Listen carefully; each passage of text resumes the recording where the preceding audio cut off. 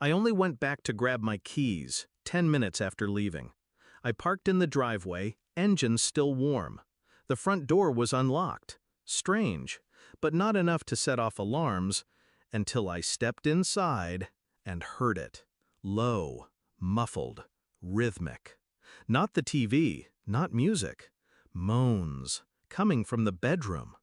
I froze in the hallway, feet planted like tombstones. The silence between each sound carved into me like a scalpel. I stepped closer. The door was ajar. A sliver of lamplight sliced through the dark hallway.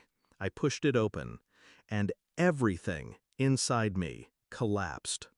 Her body, arched, familiar, his hands, her neck, her breath. But it wasn't just the act that shattered me. It was who he was. My brother. I didn't make a sound, just watched. Long enough to make them unforgettable. Long enough to let the rage steep. She gasped when she saw me, pulled the sheets around her like modesty mattered. He didn't flinch, just looked at me like he'd won something. No words. I stepped back, turned, and left. The hallway was colder now. In the car, my hands gripped the steering wheel, tighter than I ever gripped her. There was no crash of emotion, no weeping, no screaming, only a hollow echo in my chest, like the sound of a home being emptied, furniture gone, walls stripped, air heavy with abandonment. I knew I wouldn't sleep. I also knew I wouldn't confront them, not yet. I started quietly. I copied her phone to a drive, installed a second camera in the hallway, one she wouldn't notice. Her patterns were easy to follow. Tuesdays, Thursdays, a motel 20 minutes outside the city, room 106. She didn't even change her perfume. He used my cologne, my watch, even wore my jacket once. It wasn't just infidelity, it was theft of identity. He always wanted what I had. This time, he took it. She gave it. I scanned our marriage license, backed up every message, printed every photo, everything he sent her. Nudes, love notes, voice memos. I watched them from the hallway cameras, kissing in the kitchen, on the couch, while I worked overtime to pay for the roof over their heads. She never looked guilty. He never looked over his shoulder. They weren't afraid. That was their mistake. The DNA test came back in a week. I never doubted the results. Our daughter was his, not mine. 5 years of bedtime stories, school drop-offs, sick nights. 5 years of lies.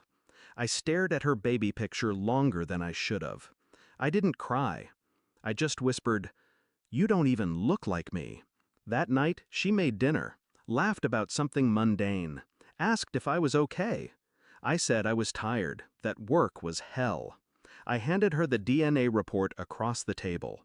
She opened it, paused, eyes darting. Then silence.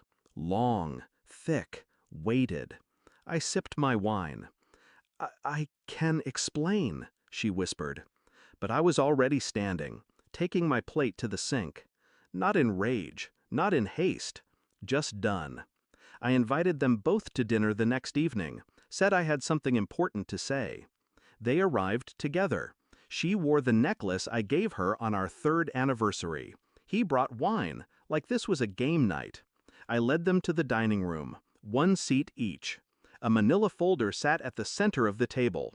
Inside, photos, messages, DNA test, bank transfers, a copy of the divorce papers. I sat down, watched them open it. They didn't speak, just flipped page after page. Until he looked up. "You hacked us?" I watched, I said calmly, for weeks. "You're sick," she spat. I smiled. "No, I'm awake." I stood, walked out, left the door open behind me. It's been 2 months. I haven't seen either of them. They've tried calling, texting. I don't reply.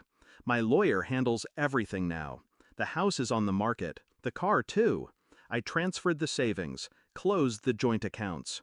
She's unemployed. He's drowning in debt. I made sure of that. Their perfect little fantasy collapsed the moment they realized I was watching.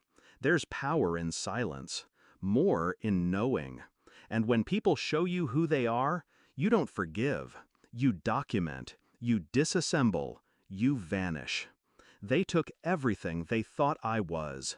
So, I became something they never saw coming. And the hallways, quiet now. Just the way I like it.